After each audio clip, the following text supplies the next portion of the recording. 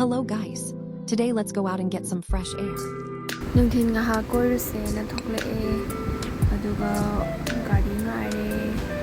aada na chatkadabu di natte Millennium City Center metro station bau chatkadabane ba aduga chatle Millennium City Center yore Burger King se changsira na khanbane do H&M phawbada nga haktang koithuse na chatle H&M phawba adagi arapa H&M budi chatre Millennium da dum leibado metro station da dum leibado chatle escalator da chatle duga haidi stair ka ba tanbagi escalator tonga chatle sini Millennium City Center da laiba H&M gi mapan gi view haitare H&M yore aduga nga haktang window shopping tawboina kai yauge habado yeng na bana change sale di amata lehogde bako adum pot phajaba ama ani adum haidi yam yaudramaksune adum yahawe sigi grey color gi sweater ji phajawe adagi white color gi kai adum phajaba budi yahawe yam diawte sisna kai dino honde kang ma tong le men kan thom mane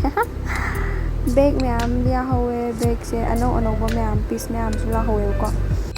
sigi white color gi fruit je phajam phajawe ma simple loraga yam phajabdo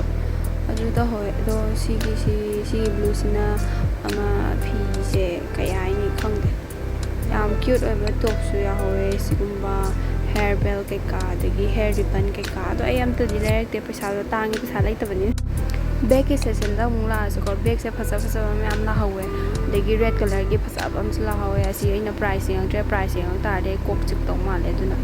chapal su phajaba le howi ama ni hatan da chapal de phajaba de adagi H&M dagi tholaba matung sini mapan gi view nungdang dana hu hena phajai metro station se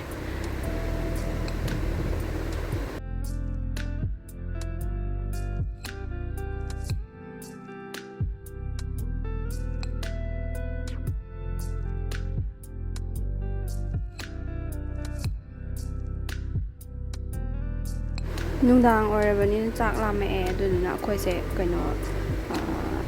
food court changaga achapo char se KFC ra kainom char se KFC da change mayam atopa South Indian gi North Indian gi kai mayam le howe ado chaning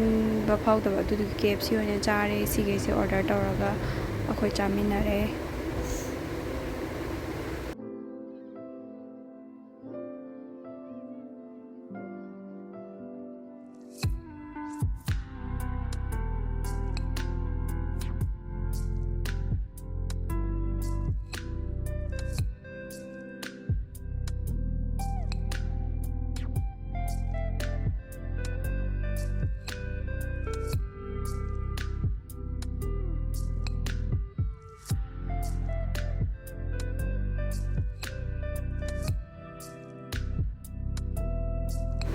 chaba loirba matong akhoi thokla'e North Court dagi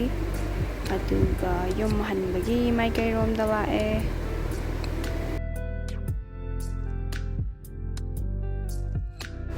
yum halakpase akhoi metro station dagi akhoina leiba mafam si baba direct chain ba e-rickshaw leiba ado e-rickshaw da tonga la'e lambi sida thau ja salakpagi ice cream ja se na ice cream leba changmane dukan da do ice cream se masi di ga daw na hongda am ta yawamdre apamba do kulfi khatang kha yaw le me duna ice cream leirak tabida lae tholakpada coca cola ma leirak lae ising na ingbasiga duka room tana halae khongna so guys ngasi di ware duna coca cola sima eraga video si side loisenjarge see you on my next video bye